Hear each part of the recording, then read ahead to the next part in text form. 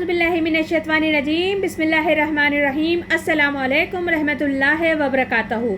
जैसे कि सूरह निसा हमने कल भी इरशाद करी थी, उसकी चंद आयतों का तर्जुमा तफसीर और खुलासा बयान किया था, जिसमें इरशाद रब्बानी हो रहा था, चाहता है अल्लाह के बयान करे तुम्हारे वास्ते, चलाए तुमको राहों पर उन लोगों की जो तुमसे पहले थे, और तवज्जो करे तुम पर, और अल्लाह चाहता है कि तुम राह रास्त पर आओ। अल्लाह जानने वाला है, अल्लाह हिकमत वाला है। आगे इरशाद रब्बानी है, वल्लाहु युरीदु अन युताबो अलैकुम, और अल्लाह चाहता है तुम पर मुतवज्जा हो। तो यहाँ रब्बुल इज़्ज़त क्या फरमा रहे हैं कि अल्लाह ताला फरमा रहा है, कुरान पाक में वाज़ह तौर पर आ रहा है कि अल्लाह चाहता है कि वो तुम पे मेहरबानी फरमाए, क्योंकि अल्लाह ताला अपने बंदों से बहुत प्यार करता है और उनकी हर चीज़ को अच्छे से अच्छे, आला से आला तरीके से उनके लिए मैसर करना चाहता है। अपना तमाम करम रहम सब अल्लाह ताला बंदों पे करना चाहता है। तो इसीलिए अल्लाह ताला अपने आयतों के ज़रिए उन्हें हिदायत दे रहा है कि वो चाहता है और उन्हें बता रहा है कि वो अल्लाह चाहता है तुम पर अपनी इनायात करना, इनामात करना और मेहरबानी करना। युरिदुल्लज़ीना यत्तबिऊन अश-शहवाति अन तमीलू मीलल अज़ीम, और चाहते हैं वो लोग जो पैरवी करते हैं मज़ों की कि तुम फिर जाओ राह रास्त से बहुत दूर तक चले जाओ। यानी कि वो लोग जो शहवत की पैरवी करते हैं और वो चाहते हैं तुम्हारे लिए गलत रास्ते पर कि तुम्हारा रुझान इस तरह भटका दें, बहका दें कि तुम गलत रास्ते पर दूर तक जाओ, दूर तक भटक जाओ, यानी कि गुनाह और हराम की दलदल में धंसते ही चले जाओ। और आजकल हमारे चारों तरफ जो माहौल है, माशरा है, जो कुछ भी हो रहा है, मतलब औरतों के नाम पे, आज़ादी के नाम पे, ख़ुद मुख्तियारी के नाम पर, ये सब चीज़ें जिनसी फसाद फैलाने का नाम है। दर हकीकत इस्लामी हुदूद व कवायद को तोड़कर इस्लामी माशरे का नक्शा ही बदल दिया है। देखा जाए तो हम मुस्लिम हैं, लेकिन इस्लाम हम में कतई मौजूद नहीं। आगे इरशाद रब्बानी है, युरिदुल्लाहु युखफ्फिफ अन्कुम, अल्लाह चाहता है बोझ हल्का करे तुमसे। यानी कि इस आयत में अल्लाह की आयत को ये ना समझो कि अल्लाह तुम पर बोझ डाल रहा है, बल्कि अल्लाह की आयत वाज़ा करके इसीलिए बयान की जाती हैं कि तुम्हारा बोझ कम हो जाए, हल्का हो जाए, तुम्हारी ज़िंदगियाँ तुम पर आसान हो जाए। क्यों कि जब अल्लाह के अहकामात पर अमल नहीं करोगे तो माशरे में बदगुमानियाँ फैलेंगी, फसाद पैदा होगा, लड़ाई झगड़े होंगे, फितना पैदा होगा।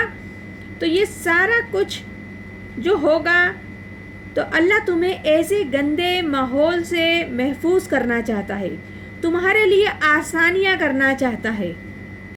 व खुलिकल इंसान ज़ईफ़ा, और पैदा किया गया है इंसान को कमज़ोर। यहाँ अल्लाह ताला इंसान की हकीकत बता रहे हैं कि इंसान पैदा किया है कमज़ोर, उसके अंदर कमज़ोरी के भी पहलू हैं। जहाँ बहुत ऊंचा पहलू भी है उसमें कि उसमें रब्बानी फूंकी गई है, तो वहाँ कमज़ोर पहलू उसकी नफ्स से, तो उसके अंदर जो मौजूद है, तो उसमें ये दोनों पहलू मौजूद हैं। आगे इरशाद रब्बानी है, या अय्युहल्लज़ीना आमनु तक़ुलू अम्वालकुम बैनकुम बिलबातिल इल्ला अन तकून तिजारती अन तराद मिनकुम, ए ईमान वालो, न खाओ माल एक दूसरे के आपस में नाहक तरीके से, मगर ये कि तिजारत हो तुम्हारी आपस की खुशी से। इस आयत में बताया जा रहा है कि ए ईमान वालो, अपने माल नाहक तरीके से ना खाओ, मतलब कि एक दूसरे के माल नाजायज़ तरीके से मत खाओ, सिवाय उसके कि तिजारत हो लेकिन तुम्हारी बाहमी रजामंदी से। मिसाल के तौर पर कि आपकी कोई कपड़े की दुकान है या किसी भी चीज़ की दुकान है, तो अब जब उसको आप सेल करते हो, उस चीज़ को बेचते हो, तो ज़ाहिर बात है आप मुनाफा जो रखोगे इतना रखोगे। अगर आपकी किराए की दुकान है, अगर कोई मेंटेनेंस है उसका, या दुकान और भी लोग रखे हुए हैं, तो उन सब के अखराजात निकाल के कुछ प्रॉफिट आपको मिलना चाहिए। तो उस एतबार से आप अगर निकालते हो तो बेहतर है। लेकिन अगर आप वो चीज़ सेल कर रहे हो, उसकी खूबियाँ बयान कर रहे हो, साथ साथ ये भी बता रहे हो कसम है खा खा कर कि ये तो मैंने इतने की ख़रीदी है, मैं बिल्कुल भी इसमें प्रॉफिट नहीं रख रहा, इसमें मेरा कोई मुनाफा नहीं है, मैं तो राज़ी खुशी आपको दे रहा हूँ, मुझे तो कुछ नहीं मिल रहा। इस किस्म की और बहुत सारी गुफ्तगू अक्सर हमारे माशरे में देखा जाए, जब हम किसी भी दुकानों पे जाते हैं तो वो सेल होती है, तिजारत के घर से जाते हैं, तो लोग अक्सर व बेशतर इस किस्म की बातें करते हैं। तो इस चीज़ से परहेज़ करो। इस तरीके से क्या होगा, आपने मेहनत भी की और पैसा भी लगाया और टाइम भी भरपूर दे दिया, लेकिन सिर्फ हराम कमाया, तो हासिल वसूल इससे कुछ भी नहीं हुआ। और भी तरीके हैं जिससे माल हड़प करने के, धोखा देने के मामले आते हैं। तो यहाँ अल्लाह ताला यही चीज़ वजाहत से कर रहे हैं कि माल को सीधे तरीके से, सिंपल तरीके से, जो अपना बनता है प्रॉफिट का वो रिशू वो खाओ, लेकिन उसको हड़प कर जाने की गर्ज से खाओगे तो वो हराम में चला जाएगा। वला तक़्तलू अनफुसकुम इन्नल्लाह काना बिकुम रहीम, और ना कत्ल करो एक दूसरे को, बेशक अल्लाह तुम पर मेहरबान है। इस आयत में बताया जा रहा है और ना अपने आप को कत्ल करो, यानी कि एक दूसरे को नाहक कत्ल ना करो। तमद्दुन की जड़ें दो चीज़ों पर होती हैं, एक एहतराम जान, दूसरा एहतराम माल।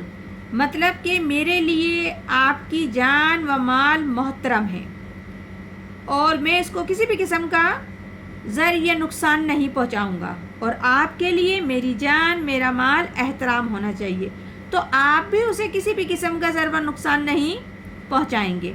अगरचे ये यकीन है हमारे एक दूसरे के ऊपर कि हम जिससे तिजारत करते हैं उसके एक दूसरे पर हमें ये यकीन है, तो हम एक माशरे में रह सकते हैं। इसमें एक इत्मीनान होगा, सुकून होगा, चैन होगा, और आराम से तिजारत भी होगी और हक हलाल तरीके से भी होगी।